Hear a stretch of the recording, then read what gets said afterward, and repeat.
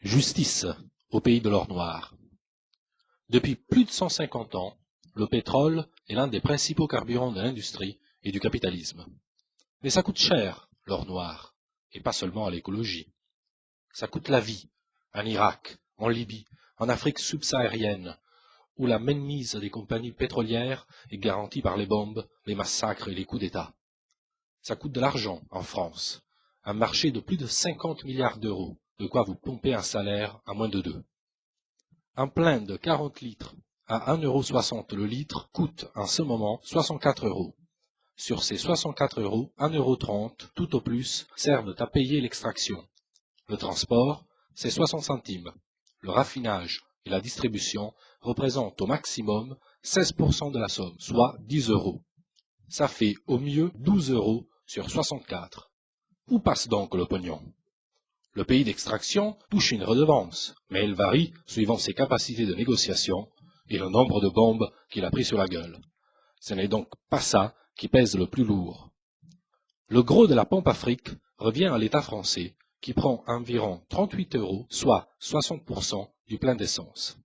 Or, la ponction de l'État et les coûts du pétrole sont restés quasi stables en pourcentage depuis le début de la nouvelle flambée. Ce sont donc bien les marchands qui font augmenter les prix. Comment font-ils?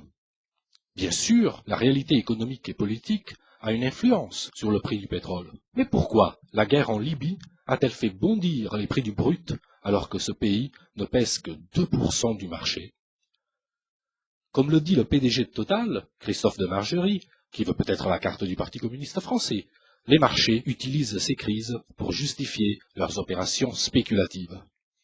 Il faut savoir que chaque jour s'échange sur le marché 4 fois plus de pétrole que celui réellement produit ou consommé. Les marchands, en somme, vendent un pétrole qu'ils n'ont pas à des gens qui ne l'achètent pas.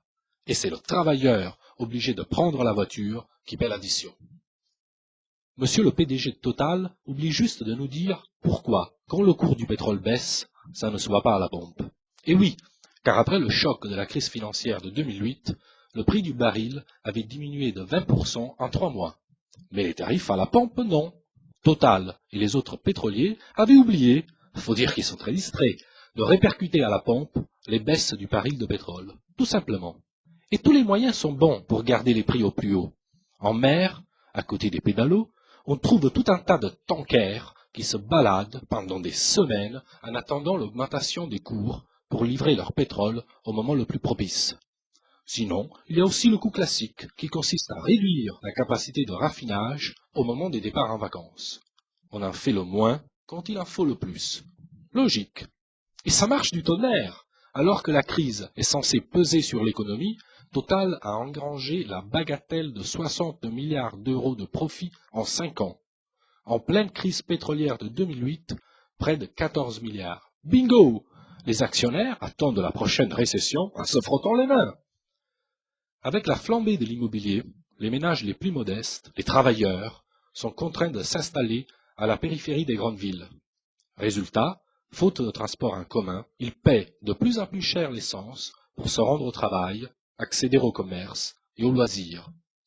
Aujourd'hui, un ménage habitant en zone périurbaine consacre en moyenne près de 1 500 € par an à ses dépenses en carburant, et dans ces 1 500 €, 60% de taxes. Plutôt que de taxer les profits ou la spéculation, ce sont les ménages que l'État met à l'amende. Explication. L'État perçoit annuellement environ 35 milliards d'euros de recettes via la TVA et la taxe sur les produits pétroliers. Donc, plus l'essence augmente, plus l'État encaisse.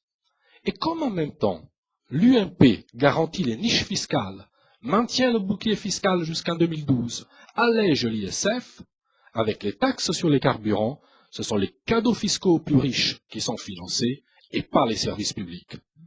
En gros, vous payez la défiscalisation des plus riches. C'est pas beau ça? Raquette des ménages en France, misère des peuples dans les pays du Sud, accaparement de la rente pétrolière par les groupes, les spéculateurs et les dynasties familiales dans les pays producteurs, on voit rouge au pays de l'or noir. Il est pourtant possible de mettre un peu de justice dans ce pays inflammable. Il faudrait déjà fixer des limites instaurer un prix maximum à la pompe, révisé périodiquement, histoire de freiner les vautours. Il faudrait aussi que l'État donne l'exemple et commence lui-même par lâcher les gens en diminuant de 5% la taxe sur les produits pétroliers. Une fois calmée la douleur, il faudra s'attaquer à la racine du mal, en adoptant un plan d'urgence ambitieux pour développer les transports publics. Évidemment, tout cela a un coût, mais à 64 € le plein d'essence, ce n'est pas le pognon qui manque. Les bénéfices du trading spéculatif sur le pétrole sont de plus en plus juteux. Les compagnies pétrolières s'engraissent sur la manne. La justice et le cholestérol commandent de les mettre à contribution.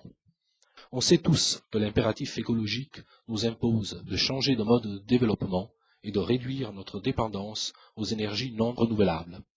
On voit bien que la logique marchande et spéculative nous envoie droit dans le mur. Alors, donnons l'exemple par ces mesures de justice. Proposons à nos partenaires de nous suivre en organisant une conférence mondiale sur l'énergie, bien commun de l'humanité.